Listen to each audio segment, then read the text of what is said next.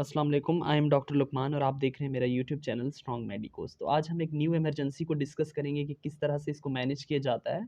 और ये है एक्यूट रीनल कोलिक, बहुत कॉमन इमरजेंसी है कि नेफ्रोलिथिएसिस से यानी कि किडनी स्टोन और फिर यूरिट्रिक स्टोन्स के साथ पेशेंट जो है वो इमरजेंसी में सीवियर फ्लैंक पेन के साथ, और किस तरह से प्रेजेंटेशन होती है और हम फिर उसको किस तरह से मैनेज करते हैं।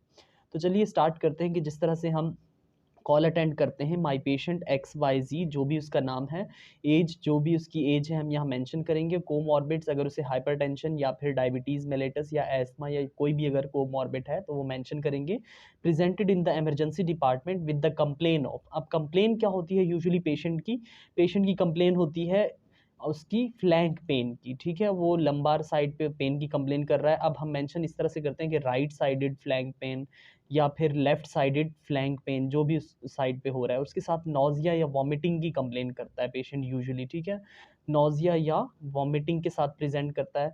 और उसके साथ साथ पेशेंट जो है वो, अगर मज़ीद उसकी थोड़ी सी डिटेल हिस्ट्री ली जाए तो वो बताता है कि हेमेच्यूरिया, यानी कि बाज़ औक़ात वो कंप्लेन करता है कि पेशाब में जो है वो खून आ रहा है, या फिर वो आपको यूटीआई की टिपिकल हिस्ट्री देता है। जैसे फॉर एग्ज़ाम्पल वो कहता है कि उसे बर्निंग मिक्चुरेशन हो रही है, ठीक है, बर्निंग मिक्चुरेशन। और उसके साथ-साथ वो कंप्लेन करता है पेशेंट कि जो है वो दर्द फ्लैंक रीजन से स्टार्ट होता है पेन, और वो रेडिएट करता है। फीमेल्स कहती हैं कि लेबिया तक, यानी कि लेबिया मेजोरा या माइनोरा, और मेल कहते हैं कि डाउनवर्ड आता है स्क्रॉटम और टेस्टिकल्स तक, यानी कि वो रेडिएट करता है डाउनवर्ड।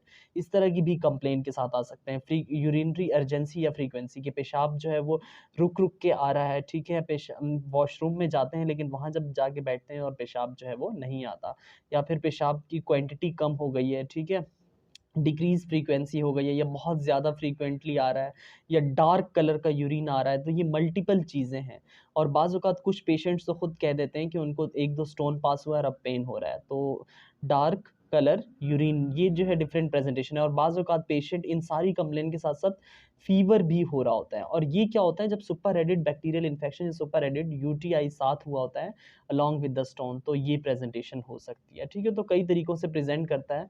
तो आपने करना क्या है, जैसे ही आपने पेशेंट रिसीव किया, आपने फ़ौरन उसके वाइटल स्टार्ट किए, उसका बीपी ले लिया, सैचुरेशन देख ली उसकी, ठीक है, रिस्पायरेटरी रेट वही जो हम करते हैं। और इसके अलावा बाज़ औक़ात ये होता है कि मैंने कहा कि यूटीआई के साथ पेशेंट प्रेज़ेंट करता है और विद फ्लैंक पेन, यानी कि उसको जो है वो रीनल कोलिक भी है और साथ-साथ अब सुपरएडेड यूटीआई है, तो उसमें फिर टेम्परेचर आपको रेज़्ड मिल सकता है। बाकी आपने आरबीएस तो हर पेशेंट की ईआर में चेक करनी ही है।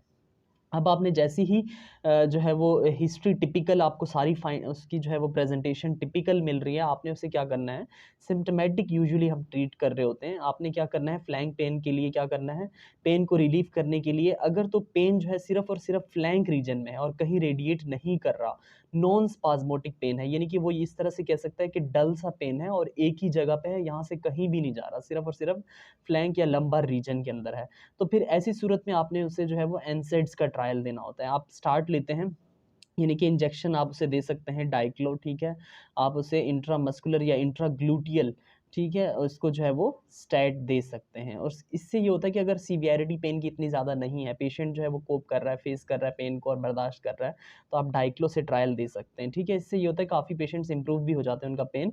अगर नहीं हो रहा तो फिर आप ऐसी सूरत में, या फिर अगर पेशेंट आपने देखा कि बहुत सीवियर पेन हो रहा है, तो फिर आप इंजेक्शन टोराडोल, दैट इज़ केटोरोलिक है, ठीक है, ये आईवी स्टैट, इसको हम क्या करते हैं 5 टू 10 ml एनएस के अंदर डाइल्यूट करके आईवी लगाते हैं। और बाज़ औक़ात कुछ डॉक्टर्स जो है वो टोराडोल को आईएम भी लगाते हैं, ठीक है। ये भी एनसेड ही है लेकिन थोड़ा-सा सीवियर केसेस के लिए होता है।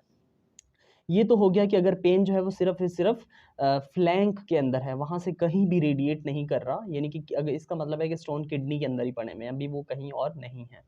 तो ऐसी सूरत में आपने उसे जो है वो एनसेड्स देने होते हैं। आप डाइक्लो भी दे सकते हैं या फिर आप टोराडोल भी दे सकते हैं। लेकिन अगर पेन जो है वो डाउनवर्ड आ रहा है, रेडिएट कर रहा है, यानी कि फ्लैंक रीजन से डाउनवर्ड आता-आता वो जो है वो यूरिट्रिक कोलिक है, और वो जो है वो आपके ब्लैडर तक, यानी कि मेल में टेस्टिकल, फीमेल में लेबिया तक आ रहा है, तो ऐसी कंडीशन में, और वो पेशेंट की कंप्लेन इस तरह से होती है कि पहले पेन की सीवियरिटी आहिस्ता-आहिस्ता बढ़ती है और फिर थोड़ी देर के लिए आहिस्ता-आहिस्ता कम होती है, यानी कि स्पाज़्मोटिक पेन है।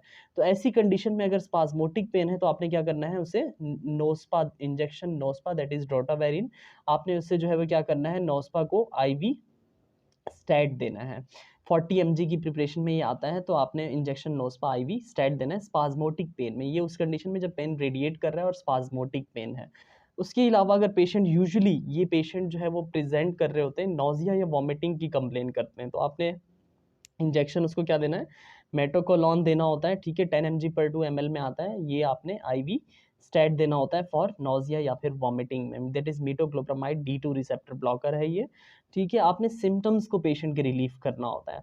आपने पेन को रिलीफ कर लिया, आपने उसकी जो है वो वॉमिटिंग को रिलीफ कर लिया, और उसके साथ साथ अब अगर उसके साथ साथ दूसरी कंप्लेन पेशेंट की क्या हो रही है कि पेशेंट को जो है वो फीवर या फिर सुपर एडिड उसको जो है वो इन्फेक्शन हुआ भाई, इसका मतलब अगर फीवर आ रहा है तो फिर ऐसी सूरत में आपने क्या करना है कि फिर उसके फीवर को कंट्रोल करना है। अगर उसका टेम्परेचर बढ़ा हुआ है तो फिर आप उसे इंजेक्शन क्या देंगे, प्रोवाज भी देंगे या बोफेलगन दे देंगे जो कि पैरासीटामोल है, ठीक है, 1 ग्राम आईवी स्टैट में उसे दे देंगे। और उसके साथ साथ उसके पहले सैंपल यानी कि जो हम लैब टेस्ट करवाएंगे वो भिजवा के, यानी कि urine D R, urine C S, फिर आप एंटीबायोटिक कवर दे देंगे उसको, ठीक है। इंजेक्शन आप उसे नोविडेट that is ciprofloxacin 400 mg IV stat आप ये भी उसे दे सकते हैं। लेकिन ये उस सूरत में देना है आपने कि अगर पेशेंट को क्या हो रहा है कि फीवर आ रहा है, तो इसका मतलब है उसे सुपर एडिड यूटीआई भी साथ है, तो उस कंडीशन में आपने फीवर भी कंट्रोल करना है, उसे इन्फेक्शन को भी ट्रीट करना है। अदरवाइज आपने सिम्टोमेटिक रिलीफ देना है, आपने जो है वो पेन किलर देने हैं in case of flank pain जो कि रेडिएट नहीं कर रहा है, एक ही जगह पे है। अगर वो रेडिएट कर रहा है और स्पाज्मोटिक पेन है तो नोस्पा देना है, और वॉमिटिंग और नोजिया के लिए मेटोक्लोप्रामाइड दे देना है आपने। और बाकी मतलब आपने सिर्फ साइन एंड सिम्टम्स देखने हैं और फिर उसे अकॉर्डिंगली ट्रीट करना है। अब जब पेशेंट के आपने ये मैनेजमेंट कर लिया और पेशेंट को रिलीफ मिल गया, आप उसे डीसी या डिस्चार्ज कर रहे हैं, तो इसमें आपने करना क्या है, उसे कुछ लैब्स एडवाइस करनी है। इनिशियली आप उसकी बेसलाइन भेज देंगे, न्यूट्रोफिलिया और अगर यूटीआई वगैरह उस चीज़ को रूल आउट करने के लिए, ठीक है। उसके अलावा आप उसका यूरिया क्रिएटिनिन इलेक्ट्रोलाइट्स देखेंगे, ठीक है, रीनल इन्वॉल्वमेंट की वजह से। बाकी आपने उसका यूरिन डीआर करवाना है, ठीक है। और उसके साथ साथ आपने उसका यूरिन कल्चर अगर यूटीआई सस्पेक्ट कर रहे हैं आप। उसके अलावा जो इंपॉर्टेंट चीज़ है, आप उसने उसका ultrasound KUB that is kidney ureter and bladder. और उसके साथ साथ आप CT pyelogram is a gold standard investigation, लेकिन काफ़ी ज़्यादा महंगा आता है, तो ये डॉक्टर्स यूजली प्रिस्क्राइब करते हैं कि आप जो है वो अल्ट्रासाउंड KUB करवा लें। अगर उसमें स्टोन आ जाता है उसे अकॉर्डिंगली ट्रीट करते हैं। फिर अगर बहुत लेस देन 0.5 mm होता है या बहुत छोटे साइज़ का होता है तो कंजर्वेटिवली मैनेज करते हैं उसे सिम्टोमेटिक, ठीक है।